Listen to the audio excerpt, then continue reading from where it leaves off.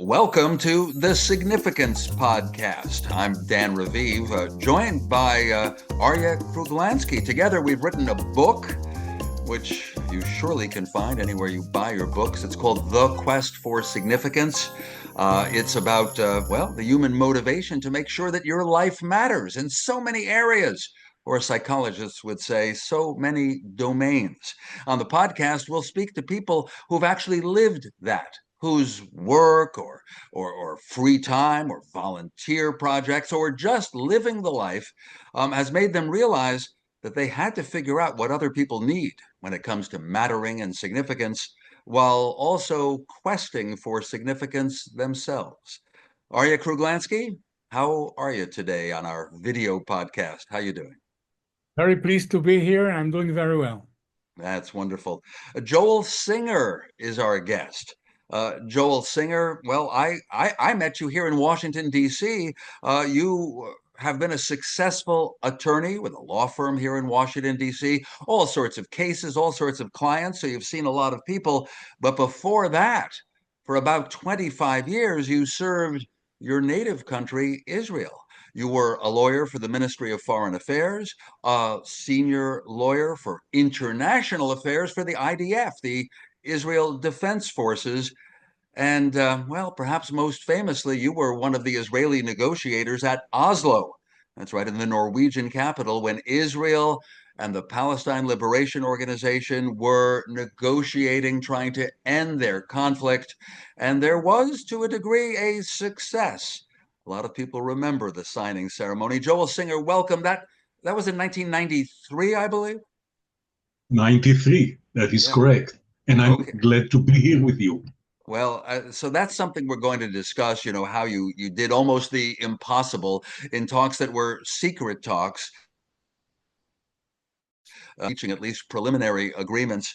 But can I ask you overall, even as you do your work as a lawyer, whether it's for Israel or the Israel Defense Forces or for clients here in Washington, have you frankly been aware that you have to figure out what the other side really wants when it comes to dignity, self-respect? You don't want to humiliate and insult them. Has that often been a factor in your work?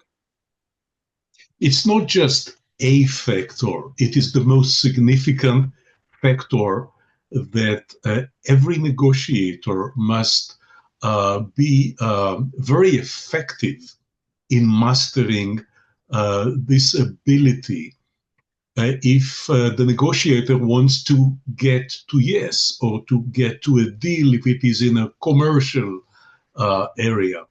Because in most cases, I would say in all cases, when the negotiation starts, every side comes with the maximum demands to the table. And essentially, each one tells the other what that side wants. And always the gap between what one side wants and what the other side wants is humongous. And the art of negotiations depend almost entirely on the ability of the negotiator, actually on both sides, but I'm now focusing on me as a negotiator, is to be able to distinguish between what the other side wants or what he says he wants and what he really needs. Because if the deal does not deliver to the other side what he needs, there is not going to be a deal. If you only listen to what he says he wants, there will not be a deal. The way to get to a deal is to understand the starting point is what he wants, this is what he needs, and you need to figure it out and see if you can get there without betraying the needs of your side. Aria, I'm really struck by the way that I'm glad that word need came up because, right, even as our book is The Quest for Significance, the subtitle, right, harnessing the need the human need that makes the world go round. And so I can see in Joel's work why he really did have to figure out what the other side needs, which may or may not be the same as what they would settle for, are you? Well, yeah, I think it is a very basic fundamental need, probably the most important social need that people have. And this is the need to matter, to be significant, to be respected, to have prestige, to have status. There is a variety of terms that have been used to describe that core motivation. And it it represents itself very strongly in the context of negotiations, because negotiations basically are a kind of competition, a competition between two sides. And everybody wants to be on top. Everybody wants to attain for their party as much as possible. Their prestige, their significance, is at stake. To achieve the maximum gives you much more significance than to attain the minimum. And if you don't even attain the minimum and you close the deal, you're going to hear from the people you represent. They're going to be very unhappy. Well, And right now, for example, I read in the Washington Post an article by David Ignatius about the negotiations between Putin and Trump about Ukraine. And what Ignatius is saying is that Putin is winning that negotiation, and Trump is really falling into the trap and giving Putin whatever he wants. So the negotiations situation is a situation when the quest for significance is represented and reflected in a very significant way.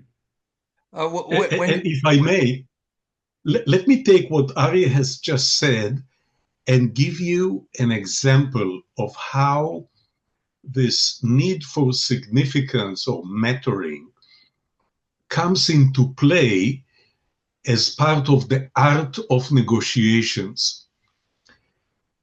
If you sit in the same room with a negotiator from the former enemy, or in most cases still the enemy, there is a delegation on the other side of the table, and you sit in a delegation on your side of the table.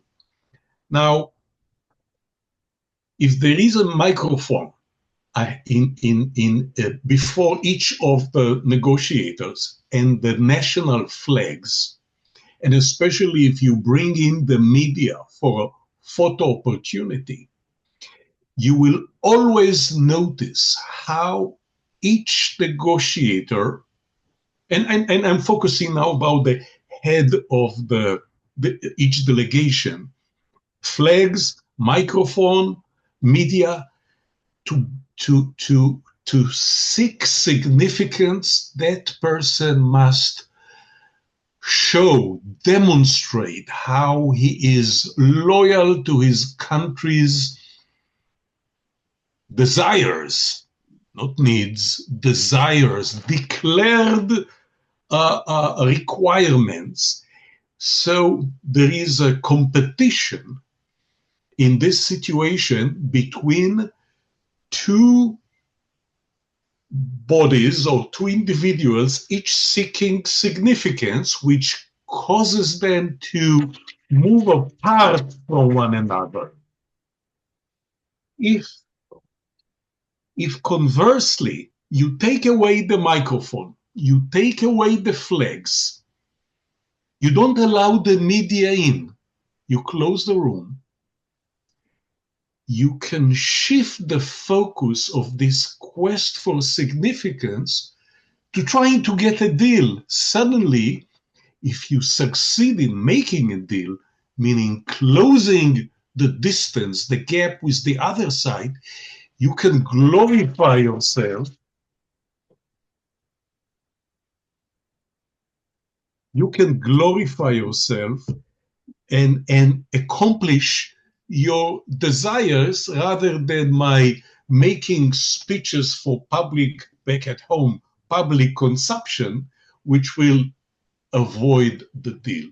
Understanding this quest for significance, using the title of your book, will need an effective negotiator to always seek to negotiate in a manner that would shift the quest from seeking glory at home to trying to get a deal and becoming famous for obtaining a deal. Well, you lived that, keeping the media out. I mean, no one even knew that there was an Israeli delegation in Oslo, Norway, trying to reach a deal with the Palestinian leadership. And so you didn't have that distraction of media coverage, but still, right? You still have the national issues where Palestinians surely have felt since 1948 when Israel was established, since 1967 when Israel captured a lot of territory, the West Bank and Gaza. There still were, if you will, dignity issues where perhaps you and the delegation of Israel felt you had to preserve or give some dignity and significance to them. Absolutely. And I want to make a distinction here. With regard to this issue of quest for significance in the context of international negotiations between the desires of the individual negotiators and the collective quest for significance of the nations, the respective nations that each of them represent. Those are two different things, and an effective negotiator must be able to master both. Let's start with the person-to-person. Individual negotiator on the other side. You need to be able to, in order to be effective, to develop chemistry. Chemistry is less important with regard to the collective quest for significance.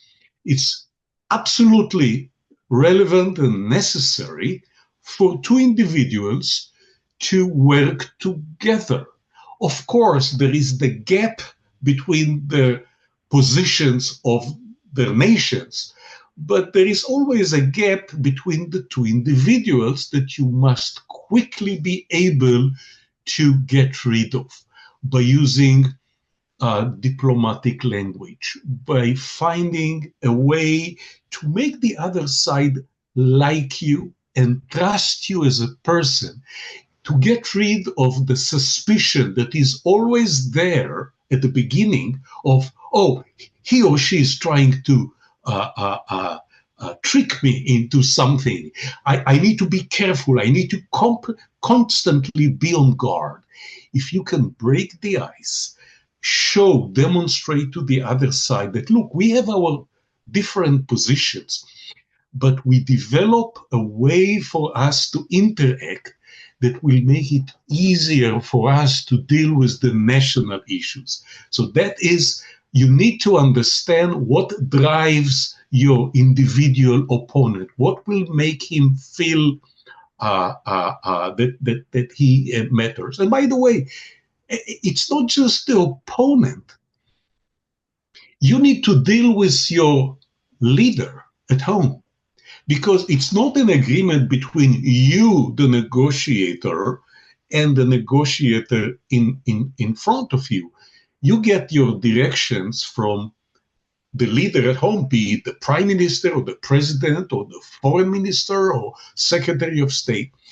And you need to understand what that person wants you to do. In many cases, they either they won't tell you, or they won't tell you precisely, either because they are concerned about giving you showing you their cards, because they are concerned about leaks to the press, and they sometimes just don't want to give you their fallback positions, because they don't trust you that you will be able to keep those fallback positions in the pocket until the very last minute. So they give it to you in small steps, but you are clueless. Sometimes, and this is often even worse, they don't know where they want to go.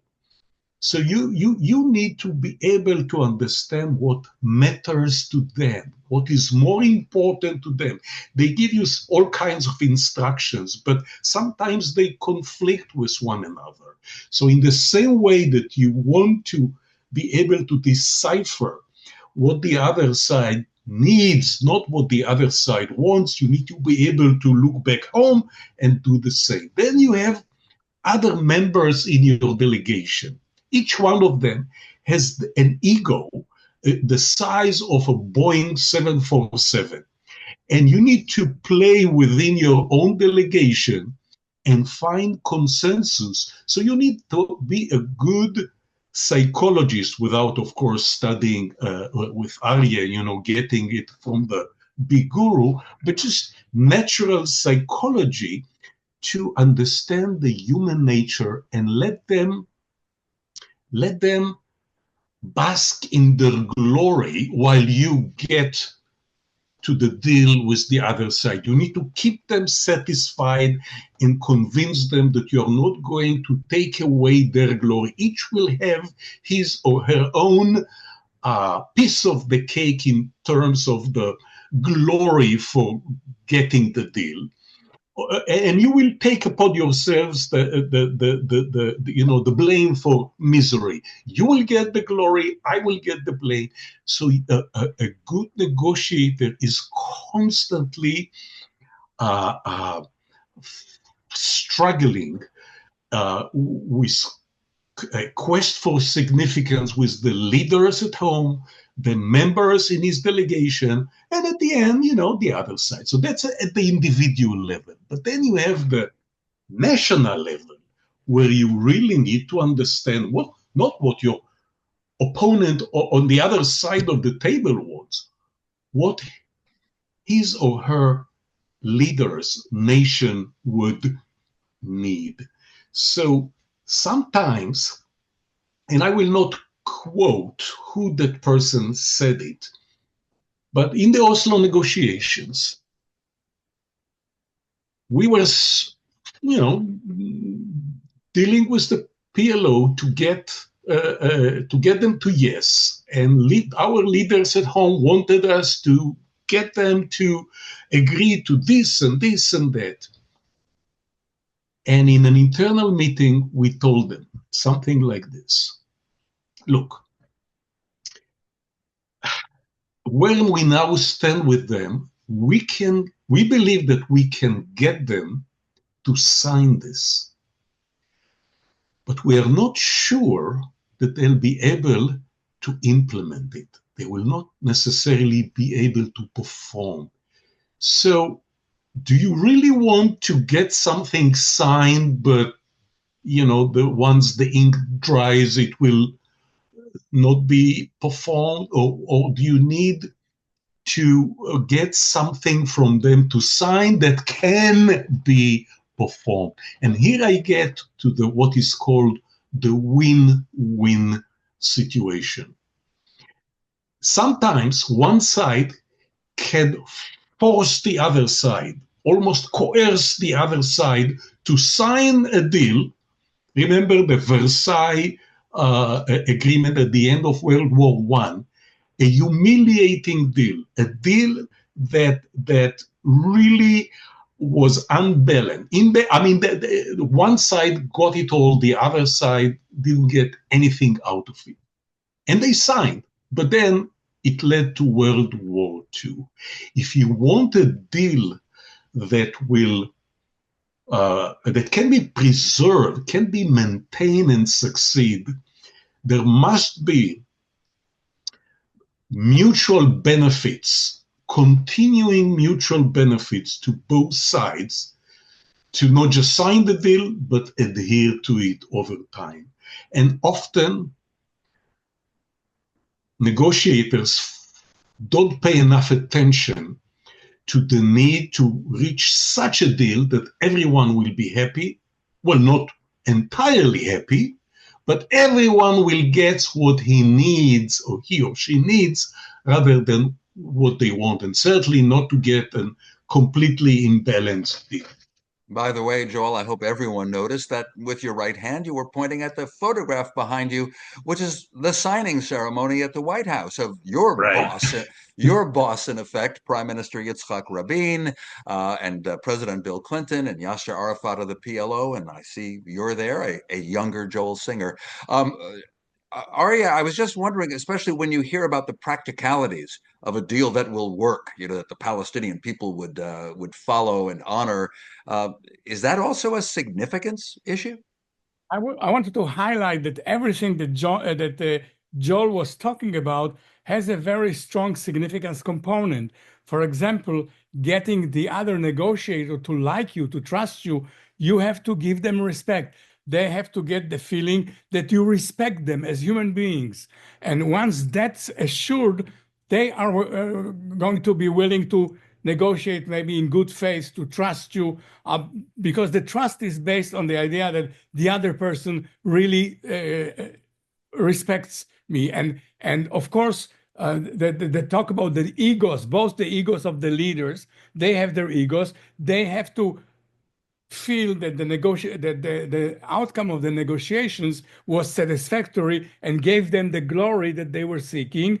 Each person in the team has their egos, and that's again the quest for significance.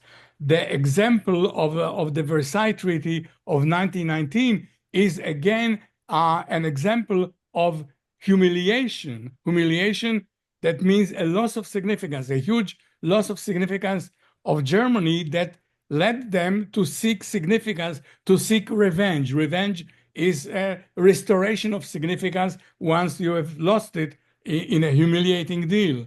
And of course, an example where respect was paid was the American policy after Second World War, the Marshall Plan that rebuilt Germany and Western Europe and supported the development of Japan, which signaled that America does not despise Germany, does not despise Italy, does not despise Japan, but respects them and wants, them to be friends, to be allies. So, in a very important sense, when Joel talks about what the country needs, it needs significance, it needs respect, and respect.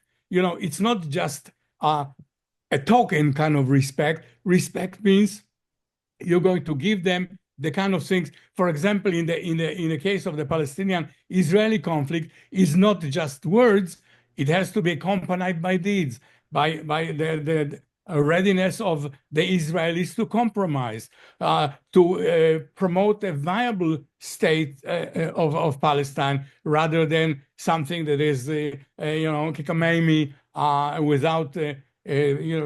without realistic borders and so forth. So, when we talk about respect, it's not just words. It has to be translated into deeds. And what the sides want is demonstration of respect, demonstration in concrete terms. Ari, I was wondering, in the context of what happened between Israel and the Palestinians on October 7th, 2023, and since then, so a massacre that killed more than 1,200 people in Israel, more than 250 people kidnapped, a hostage crisis, and a war in the Gaza Strip that, whatever the accurate number, plainly has killed tens of thousands of people. What are the significance issues that drove Israel to feel that it had to hit Hamas in Gaza very hard? Well, it was again a huge humiliation for Israel. Israel was known as, a very important power with the best intelligence services in the world, reputedly. And here, Israel was taken by complete surprise. Symbolically, the fact that children and women that the country is supposed to protect, that they were slaughtered, they were taken into hostage as hostages. They were raped. They were killed. It's a huge loss of significance to Israel as a country, to its army that was again reputed to be one of the best in the world, to its security services. So beyond the suffering, beyond all the human agony that this event represented, there was a vast humiliation, a vast fall from greatness, and Israel responded the way United States responded after 9/11 of 2001 with massive war in Afghanistan that transformed into war in Iraq. It was a huge sense of significance loss, a fall from greatness that motivated a very, very aggressive response, because aggression and violence is a very primordial, very basic way of asserting your dominance, asserting your significance. There's nothing more that tells you that I'm powerful, I'm significant, than defeating the other person, the other country in the field of battle. Let's get a final thought, if we may, from our guest, Joel Singer. When you think about the Israeli-Palestinian nexus since October 7th of 2023, keeping in mind that that facts may change by the time people hear or watch this podcast. How do you approach that? I mean, both sides, specifically Hamas and its supporters, and Israel, hate each other. How do you approach it? Well, first of all, about the hatred, Germany and France went through several wars over the last hundreds of years, including 2 world wars, and the level of hatred there was as significant as it was, or as it is, between Jews and Arabs or Palestinians in Israel / Palestine. Things about Israel and Germany. I mean, Jews were slaughtered during the Holocaust. 6 million Jews, 1/3 of the Jewish people, was exterminated by Germans. And if you look at the relationship today, then you see that the relationship between those two countries are excellent. While hatred is something that is a really difficult issue that any attempt to resume the quest for peace will have to deal with. But I don't see this as something that would prevent the relationship ultimately from getting where everyone wants them to get. That's one thing. The other thing is, look, peace agreements are always accomplished after wars. You don't negotiate a peace agreement when you have good relation. You don't need that. But per definition, this is something that comes immediately or after war, with people killed, wounded on both sides, destruction of towns and infrastructure. This is always the opening stage for peace negotiations. So, yes, I see this recent war as a major setback. But at the same time, look, I believe in the axiom that progress can only be attained through catastrophe. Meaning, if you have a situation that is stagnant, then there is no initiative, no need for either side to really do something to resolve it. It's like we have a conflict, but we're used to it. When you suddenly have a catastrophe, suddenly you have the added impetus. We need to do something about it. Suddenly you have a sense of urgency. So in a bizarre way, the worse the situation becomes, the more the circumstances call for resolution on a more urgent basis. I want to add one thing about hatred. Hatred is the par excellence emotion in response to humiliation. Hell knows no fury as a woman scorned and it applies not only to women, but also to men and also to nations. The fury that comes from disrespect, from humiliation, is what hatred is all about. And so I think I agree very much with Joel that it can be diffused in a situation where respect is restored, so it can be diffused. It's a momentary reaction to huge reaction to great scorn, great humiliation, great loss of significance. And also to the idea of crisis. Who was it who said that no crisis should go to waste?